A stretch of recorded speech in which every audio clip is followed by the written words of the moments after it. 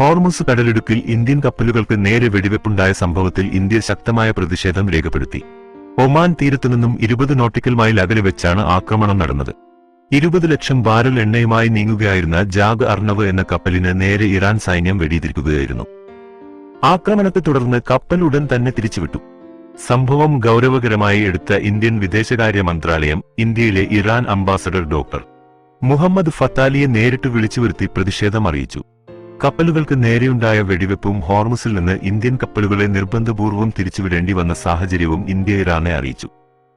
രാജ്യാന്തര സമുദ്രപാതയിലെ സുരക്ഷയെ ബാധിക്കുന്ന ഇത്തരം നടപടികളിൽ ഇന്ത്യയുടെ ആശങ്ക വിദേശകാര്യ മന്ത്രാലയം വ്യക്തമാക്കി.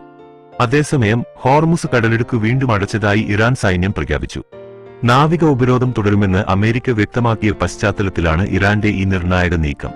കടലിടുക്ക് 10 ദിവസത്തേക്ക് തുറക്കുകയാണെന്ന് നേരത്തെ ഇറാന്റെ വിദേശകാര്യമന്ത്രി അറിയിച്ചിരുന്നെങ്കിലും അമേരിക്കൻ പ്രസിഡന്റ് ഡൊണാൾഡ് ട്രംപിന്റെ നിലപാടുകളും ഉപരോധവും സംബന്ധിച്ച പ്രഖ്യാപനങ്ങളാണ് കാര്യങ്ങൾ വീണ്ടും സങ്കീർണമാക്കിയത്. കടലിടുക്ക് തുറന്ന് 12 മണിക്കൂർ തികയുന്നതിന് മുൻപ് തന്നെയാണ് അത് വീണ്ടും അടയ്ക്കാൻ Iran speaker Mohammad Bagher Ghalibaf ഉത്തരവിട്ടത്. ഹോർമുസ് കടലിടുക്കിന്റെ നിയന്ത്രണം പൂർണ്ണമായും തങ്ങളുടെ സൈന്യത്തിന്റെ കീഴിലാണെന്ന് ഇറാനിയൻ സ്റ്റേറ്റ് TV വ്യക്തമാക്കി. അമേരിക്കൻ ഉപരോധം തുടരുകയാണെങ്കിൽ കടലിടുക്ക് അടക്കുമെന്ന് ഇറാൻ നേരത്തെ മുന്നറിയിപ്പ് നൽകിയിരുന്നു. ആഗോളതലത്തിൽ എണ്ണവില താഴ്ന്നു നിൽക്കുന്ന സാഹചര്യത്തിൽ ഇറാന്റെ ഈ തീരുമാനം അന്താരാഷ്ട്ര വിപണിയിലും വലിയ ആശങ്കയുണ്ടാക്കുന്നുണ്ട്.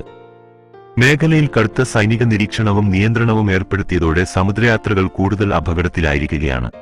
ലോകത്തെ ഏറ്റവും പ്രധാനപ്പെട്ട എണ്ണക്കടത്ത് പാതകളിലൊന്നായ ഹുർമുസ് കടലിടുക്കിൽ സംഘർഷമുറുകുന്നത് ആഗോള വിപണിയെയും ബാധിക്കാനിടയുണ്ട്. ഇറാന്റെ ഭാഗത്തുനിന്നും വെടിവെപ്പുണ്ടായ സാഹചര്യത്തിൽ ഇന്ത്യൻ നാവികരുടെയും കപ്പലുകളുടെയും സുരക്ഷ ഉറപ്പാക്കാൻ വിദേശകാര്യ മന്ത്രാലയം അതീവ ജാഗ്രതയിലാണ്. അമേരിക്കൻ നാവികസേനയുടെ സെൻട്രൽ കമാൻഡ് നിലവിൽ അറബിക്കടലിൽ പട്രോളിംഗ് ശക്തമാക്കിയിട്ടുണ്ട്.